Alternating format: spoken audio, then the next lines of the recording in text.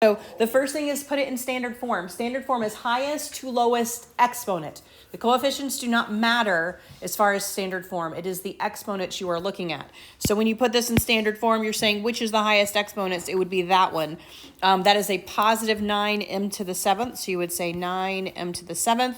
After that, we have the 5th there. That is also a positive. So that would be plus 6m to the 5th. We have that 4 there. So 8m to the 4th, and then we have that negative 7, so minus 7m squared. This is standard form. So you have answered that part of the question, standard form. Once it's in standard form, the rest of them just kind of go from there. The leading coefficient is going to be the first number at this point. So the leading coefficient is going to be this first number, so that's just a positive 9. Name the polynomial. This one does not have a special name, so you would just say, name it by the number of terms. You would just say a 4-term polynomial. It does not have a special name.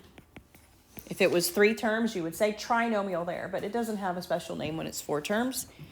And then it wants the degree. The degree is also going to be found in that first term, but this time it is the exponent. So the degree there is 7. And so that answers all 4 parts of that type of question. Very easy points. Addition. There are a couple ways you can do this.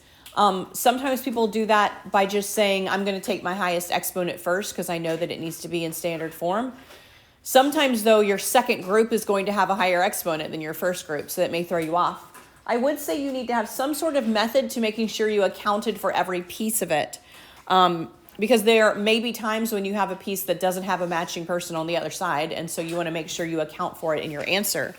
So however you do that, just make sure you are accounting for all of them. The first thing, I just start at the beginning, 8n plus, and I look on the other group, is there anything to add it to? Yeah, I have an 8n and a 1n. And so those are added together. And then I look at my next term, a negative 3. And I look over here, and there is nothing to add the negative 3 to. So that's going to just be left by itself. I have an n cubed. And that does correspond to this negative 7n cubed. So I'm adding a negative 7n cubed there. And I have not accounted for everything. This is why I underlined them, because in that second group, I have one that actually doesn't match up with the first. One of the most common mistakes here is that people will account for everything in the first group and they'll forget something in the second group. And so you do have to remember you have a negative n to the 4th here that actually does not match up with anything, so it would actually be left alone. Your answer does need to be in standard form. So when I'm going back through this, I'm going to say my highest exponents, well, that's here. That's the negative n to the 4th.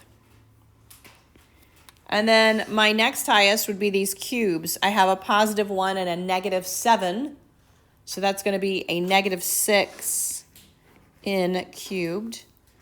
My next would be these n to the 1st power. I have an 8 and a 1. So that's going to be a 9n. And then I have this negative 3 that cannot combine. So that just stays a negative 3. And so this is what my final answer would look like. It needs to be in standard form, and all of your like terms need to be combined. Honestly, if I were you, I would actually change this to adding the opposite, personally, just because people mess up subtraction. I mean, they just do. It's just common to mess up on those subtractions. You do not touch the first group. The first group stays exactly the way it is. You do not touch it. You can, however, change this to addition, and then everything in the second group has to change signs. So that positive 3a cubed would become a negative 3. That negative 4a would become a positive 4a. And that positive 6a squared would become a negative 6a squared. And then the process is identical to what we just did. Now, you are welcome to leave it subtraction, but you have to keep in mind you're subtracting a negative, or you're subtracting a positive from a negative. And so then you have to think about your subtraction rules, which are adding the opposite anyway. And so then I'm going to do the same exact process. I'm going to say 4a squared And now I'm adding, because I changed that middle sign to addition, I'm adding a negative 6a squared. That's what it matches up with over there. And then I have plus 4a. And I am adding a 4a here. And then I am going to look at my negative 8a cubed.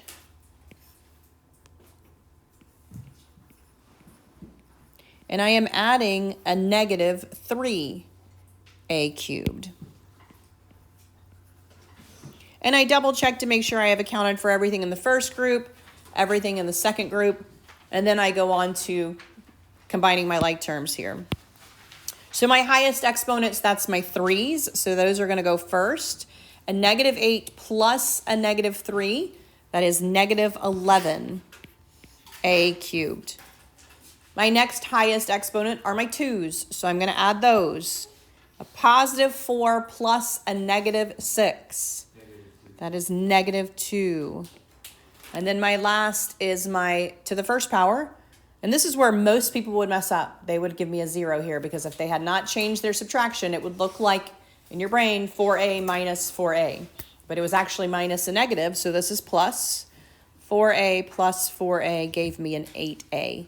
It is in standard form. I've accounted for all of my groups. I am done.